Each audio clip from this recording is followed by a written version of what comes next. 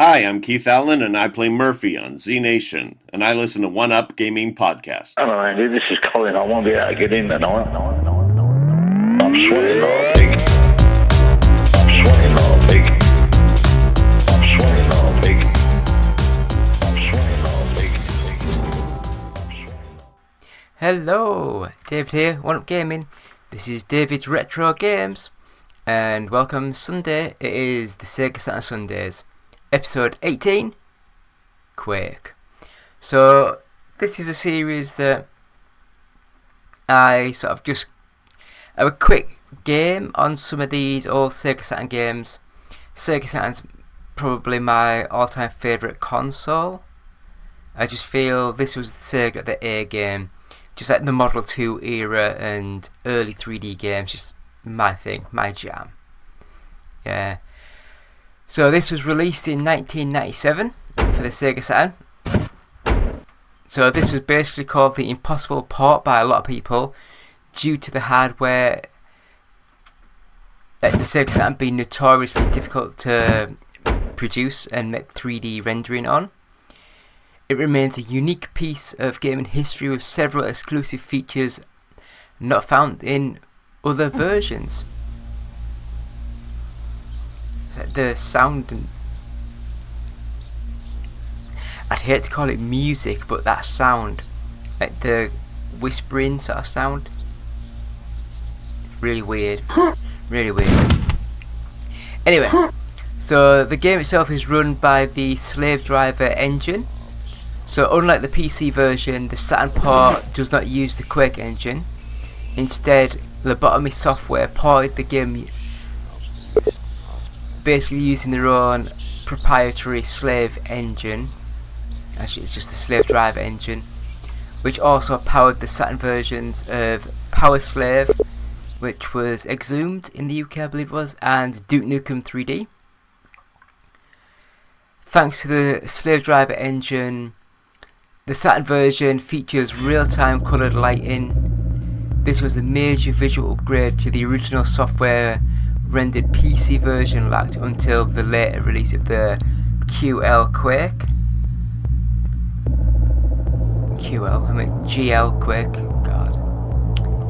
So to maintain performance, which it doesn't really do that well, to maintain performance, the weapons held by the player, so like your view models of the guns and stuff, were converted into 2D sprites rather than full 3D models, as was used in the PC and Nintendo 64 version.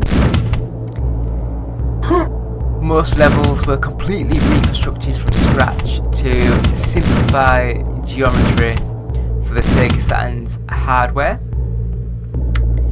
The Saturn version omits 4 secret levels from the PC version and replaces them with exclusive levels. I'm gonna get these names completely butchered. Purgatory, Hell's Airy, Colosseum, and Watery Grave. The game includes a unique unlockable extra titled Dank and Scuzz, a story set in the Quake universe presented as a slideshow with voice acting. Never heard of that one before. So this doesn't have any multiplayer. It's the only official console port of Quake that features no multiplayer modes, no deathmatch, no co-op, as all multiplayer maps were removed to save space and processing power. So it is the only version of Quake to receive a T for Teen rating from the ESRB.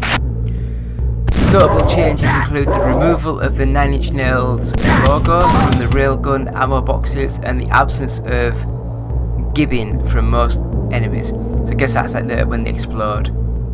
I could have sworn I saw the people explode into little bits, but I guess, I don't know.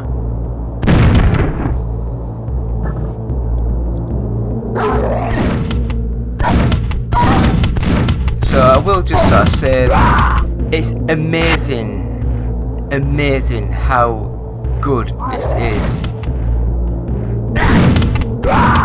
But because it's played on a control pad with either only one analog stick and a D-pad, or it just makes the game. I've got this playing on the Sega analog stick, so your movement is 3D, but you're looking up and down, you have to hold the button and then use the 3D stick. It makes it very hard to work out what you're doing.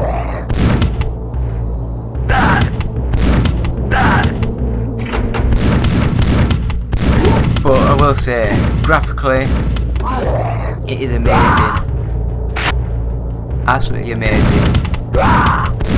So, yeah, leave comments, like, subscribe, all that good stuff, share. If there's any other games that you'd like us to play, let us know in the comments.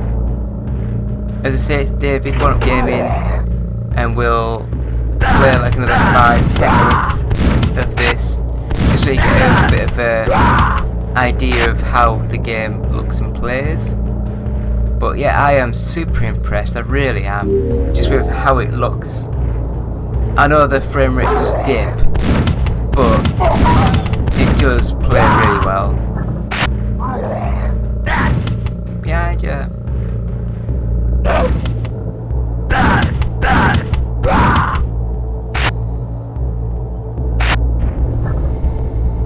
But yeah, so thank you all for watching, leave comments, let us know more.